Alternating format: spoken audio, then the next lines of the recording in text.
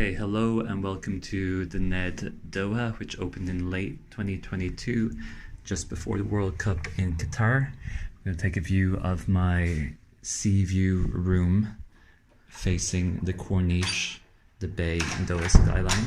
Before we see the view, here's the bathroom. So the building is converted from a 1970s governmental industrial compound. It's a really incredible building with lots of interesting architectural features. It's really old by Qatari standards of architecture. Before I go back into that, here is the toiletries you get all from Soho House's Cowshed brand, full size.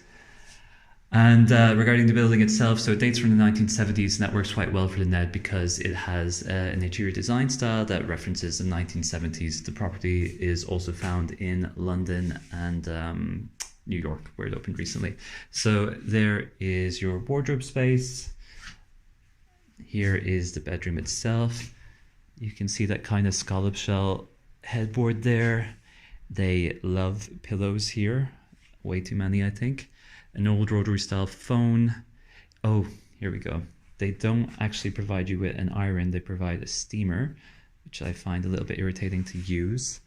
The TV is there. It's behind that little piece of fabric, and it's got a lead that you can dial up to expose the screen. I was working there, and here we go. Again, you can hear a little bit of traffic. I don't know if it's coming up on the phone, so it's something to be conscious of, but this is a really incredible view.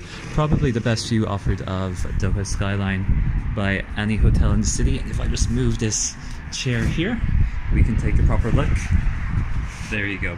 So that's the Doha skyline. It shows West Bay in the city. It looks incredible at night. Oh, and I almost forgot. Here's the balcony, by the way. Here's another view of the bedroom. And look at the ceiling. Original 1970s again. Very cool. So there you go. That's what the accommodation is like in the Ned Doha.